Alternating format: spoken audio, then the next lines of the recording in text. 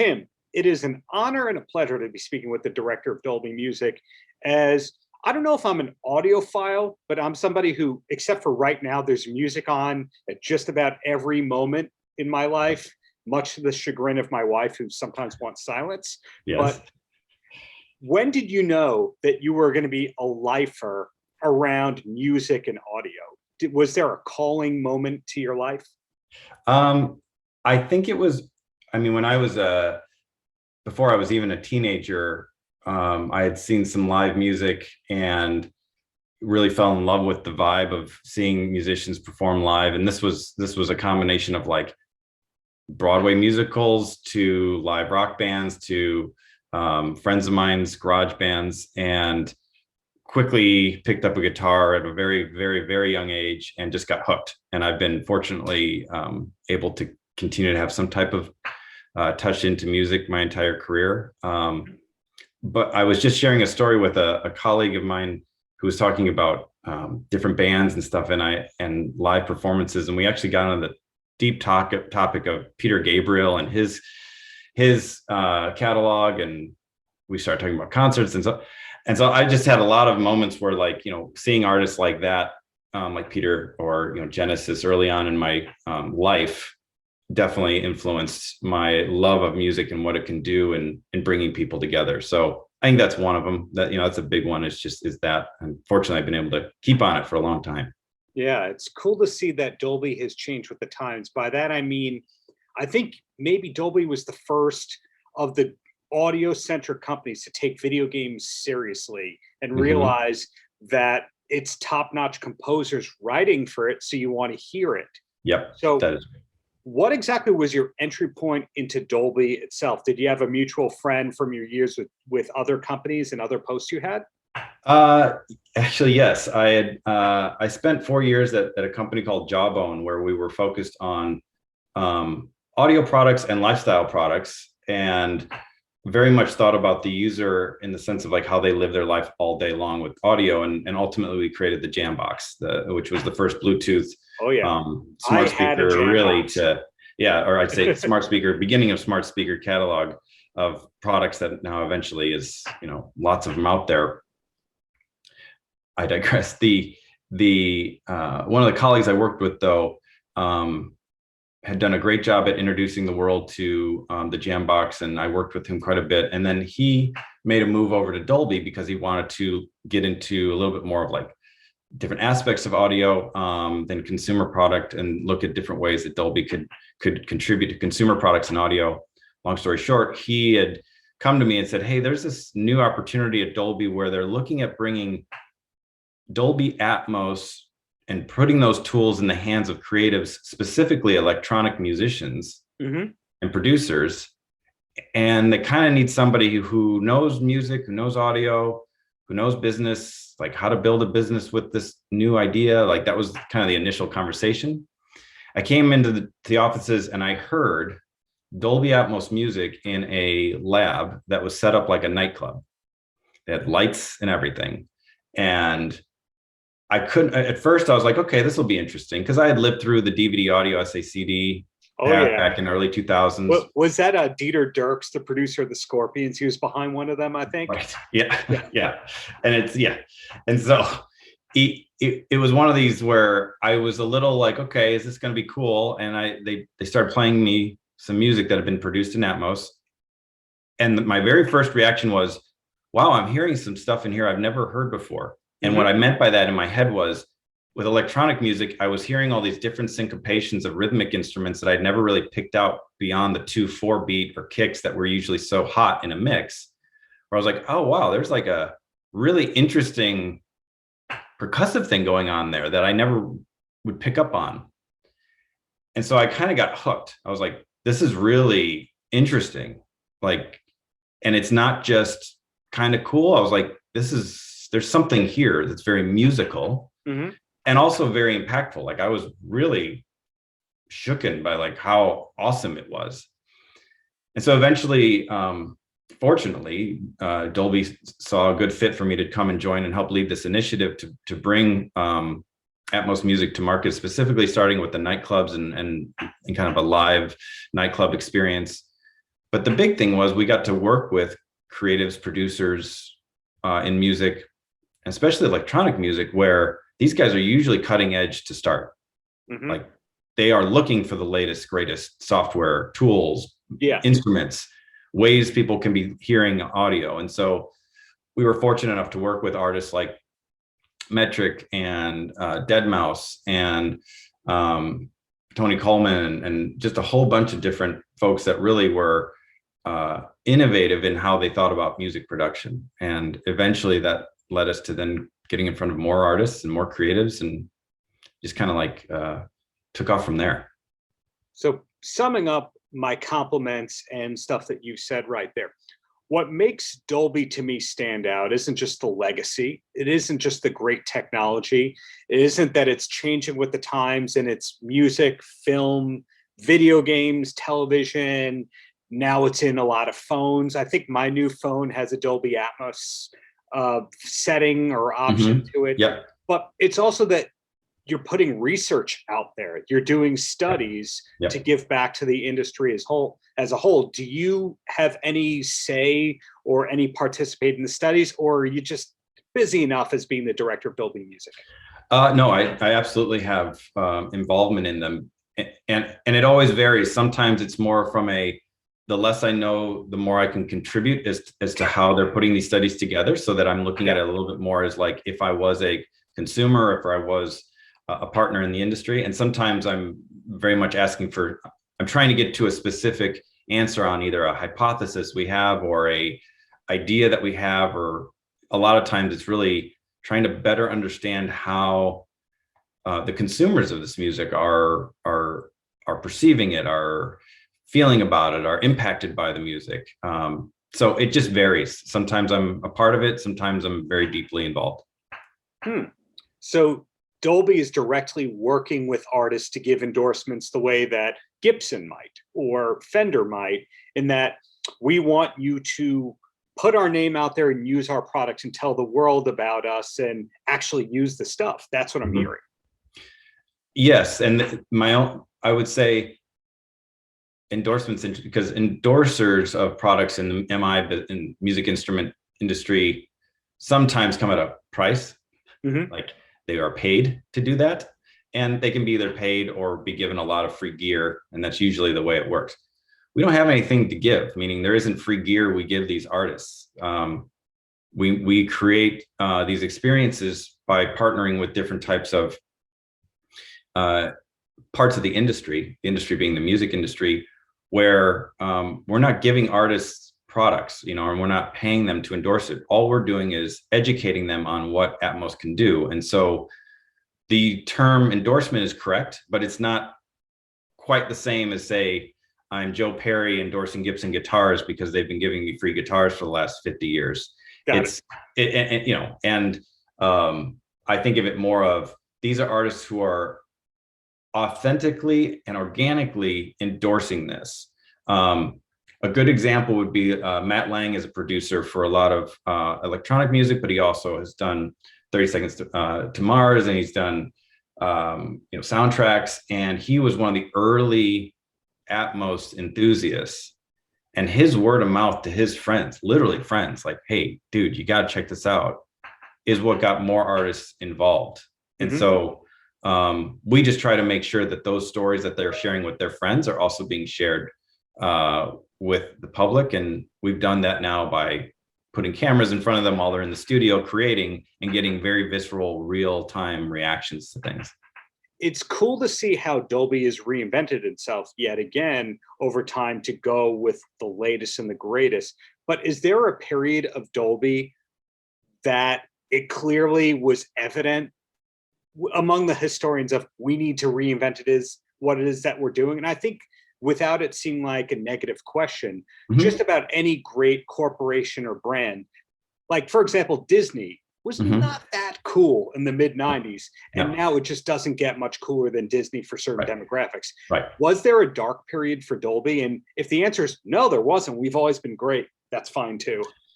I don't think there was a dark period. I think it's mostly been around, really in the last 10 years, what the company has been trying to do is make sure that people who are experiencing all these incredible Hollywood movies in Dolby Atmos or Dolby Vision, or watching Netflix and Dolby Vision through their Apple TV. Like, we've spent a lot of time in the last few years really making sure that, hey, we need to start banging our chest a little bit more and making sure people know that we're the ones responsible for a lot of those experiences. And when we say that, we mean it is our tools and our products that we work with creatives to design and build, that enable the creatives to do their best storytelling. And that sounds very simple, but it's really a part of our DNA. And in the last 10 years, we've really spent a lot of time focusing on making sure that consumers know that. We've had that with the creative community for a long time, whether it be in Hollywood or Bollywood or in companies where, like, Netflix was getting picked up. They immediately knew that Dolby would be a good partner and technology to have as part of their offering. But I think really it's been about us just making sure people know of what we do. And it's why you're starting to see more Dolby brand, in different places, whether it be, when you open up your iPhone and you're listening to Apple Music, it says Dolby Atmos right there. Or when you go to a cinema and you see the Dolby Cinema logo, like, we're doing a lot to make sure consumers know that. But as far as a dark period, I mean, not as far as I know. And the company has just been, decades in of just, we work with creatives. That's how we get motivated. That's how we motivate the creatives. And it's a very exciting process that always seems to work in creating great experiences.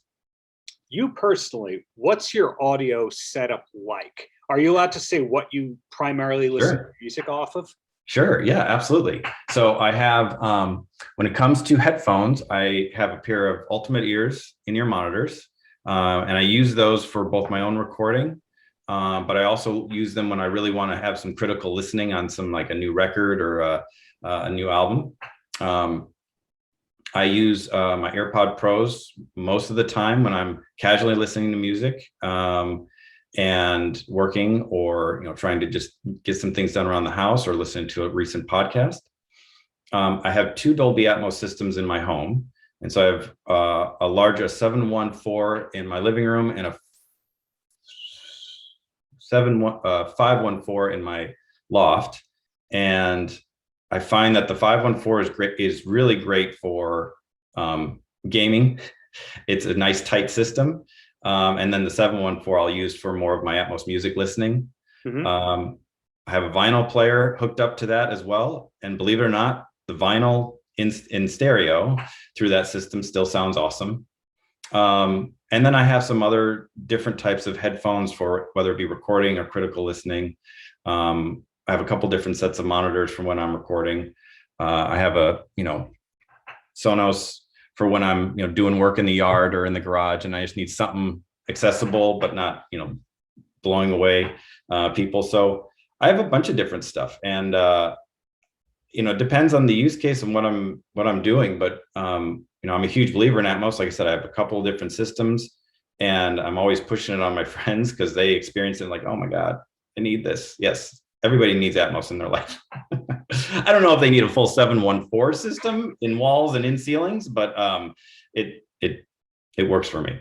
That sure sounds like it'd be painful for you to move. Yeah, it would be. It would be definitely painful. That's really cool, though, to hear that you have all those different setups and options. The way that I hear is that you go, well, if it's EDM, that might be for listening to that. If I need to really pay attention, that. If I'm hosting people, it's that. So kind of like how a bartender, that's a random example. They might go, well, this is a sipping whiskey and this is a hosting whiskey. You're like audio systems. I think that's right. I mean, there is a lost art to listening to music. And I think there's been a little bit of a lost art in how music is being shared with consumers. It's no surprise, though, that you're seeing a resurgence in vinyl. I was just hanging out with some family over the weekend, and one of the kids is 18 years old, and we just set him up with a really nice record player, a 70s realistic tuner and amplifier, a pair of high-end bookshelf speakers, and like 24 vinyl, and he's going off to college. And he's like, he's like, I never in my entire life would have ever thought I would have all this, but he'd been exposed to it for a while. And now he's like, this is amazing.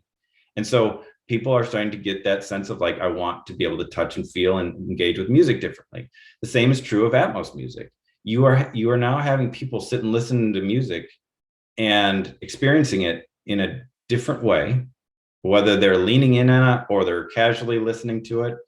But every single time we have people listening to Atmos, we get comments of either, if it's a younger generation, they're saying, wow, this is incredible. I've never felt so close to the artist. So I feel like I can hear them breathing in the microphone. Like they typically will describe it like that. Or if it's an older generation, they'll say, this feels like the first time I listened to a high-end 2-channel audio system. And what they mean is like a very intimate, high quality experience. And so we're getting both, which is super exciting. And the other piece I'll share with that is of both those types of consumer, whether older or younger, we hear oftentimes them say, and I'm listening to genres of music I would not normally listen to. Like whether they're, an older generation sitting there going, I never was really into hip hop, but this is pretty cool in Atmos because I can really appreciate what they're doing. Or you have somebody younger generation who's listening to like some old rock records and they're like, whoa, what is all that? Are those vocals? Like, I didn't know that those vocals, like, so we get some really neat reactions and stuff. And again, it's authentic, it's organic. It's exciting when you hear them get moved by it. I think the electronic music piece was a good example of like, we would play that for, well, this was funny, real quick story. When that was really coming up in the company and I'd be bringing in our executive staff to hear demos, this is not the normal group that would be going into the Ministry of Sound in London at 2:00 in the morning, right? But they listen to it and they're listening to like hardcore drum and bass in Atmos. And they're going, that is really cool. Mm-hmm. Like sincerely, they're not like, okay, it's not my, they're like, that is really cool. So it just shows you that when music and audio is presented in a way where the creatives have, put their heart and soul into it, you can tell, you can feel it, it will translate, it will come through. And that's really what, and I know this sounds maybe cheesy, but it's really what Atmos has done, is that it's allowed these artists to really like, that I spent so much time working on this one little guitar riff and it got buried in the mix and it really helped to heighten the part, but man, you can't really hear it. And now they're like, you can hear it clear as day. And it does do what I wanted it to do. It heightened the bridge, it heightened the chorus, whatever its intention my is. language, because, to make reference to Def Leppard, when you hear a song like Pour Some Sugar on Me, you might go like, I've heard that song 8,000 times. Yep. I don't ever need to hear that again. But if you take a step back and you listen to all the stuff that's going on in that, or any song on Hysteria or Pyromania, etc., you go, wow, Mutt Lange really used the studio as an instrument. So brilliant.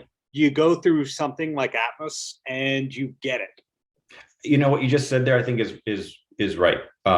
Using the studio as an instrument. Most producers and most mixing engineers who have spent so much time, blood, sweat, and tears in a studio, that's how they think. Mm-hmm. They really do. They're like, this is my instrument. This is my creative tool. And the Mutt Lange example is a great one, where here's somebody who was so systematic and pushed his artists, whether it's the ones you named, to AC/DC, to Shania Twain, to Bryan Adams, and the records that he touched still to this day are considered the standards of rock and pop production. And this is as an example. What's exciting now is that many of the engineers and producers who are working in Atmos, they want to be that for Atmos. They're like, we want to be like the ones who become the standard, like our records become the standard that people compare their albums to. And that's why they get so excited, especially about producing new music in Atmos. Like they love reimagining classic records or classic catalogs in Atmos. But man, they get excited about the new stuff because they're like, this is uncharted territory. Nobody has any impression of what should or shouldn't be there. It's not a song you've heard a million times. And so we are seeing these engineers who are spending time, like the example you gave with Lang, of like, hey, what if we spend a bunch of time trying to get this vocal to be placed here? Mhm. And they're pointing, they're like over there. Right. And everybody in the studio actually knows what they're talking about. And so then they'll push. I'll give you a quick example. I was in a session with an engineer who was working with this rock band. And he's like, hey guys, I need you to play that riff one more time, but I want you to change the pickup selection. And he's doing all these different things. And they're like, why am I playing this riff again? And they were like burnt out. He's like, because what I'm going to do is I'm going to put it up in the ceiling and I'm going to layer it. And they're like, what? And this was like 2 years ago.